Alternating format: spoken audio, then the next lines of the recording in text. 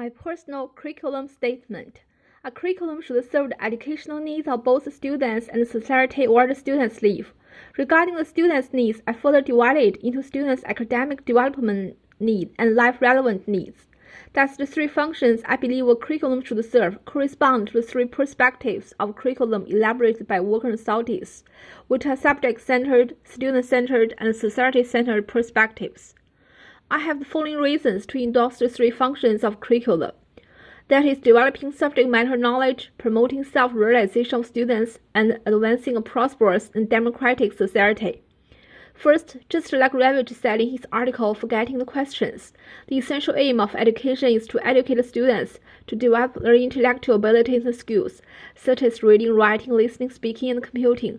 Furthermore, after acquiring such basic skills that enable students to learn on their own, history, literature, mathematics, philosophy, and other academic subjects should be included in the curriculum. In fact, I couldn't agree more that educators and public shouldn't lose sight of these essential goals of education, nor should they only focus on keeping students at school without ascertaining what they have actually learned at school. A school has its fundamental responsibility of academic training and academic ability development. Second, the life-relevant function of a curriculum refers to the skills a student needs to master in order to function well in his or her community and in society at large as a fully participating member.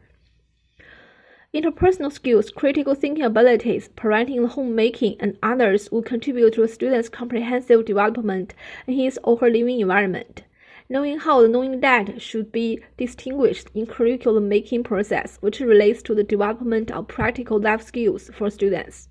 Take my teaching experiences as an example. The distinction between knowing how and knowing that rather speaks to the English education in China. For years, the curriculum for English education in China focuses on knowing that instead of knowing how, which leads to the majority of Chinese students' inability to use English in actual communication processes.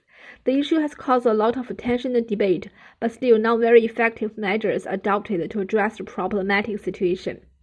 Third, a curriculum should also strive to benefit and promote a democratic society.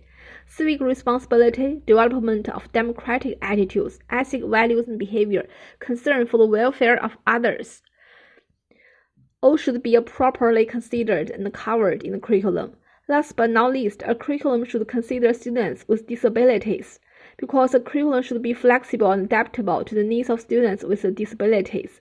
An inclusive and embracing learning environment needs to be fostered through designing a fairly and fully considered curriculum.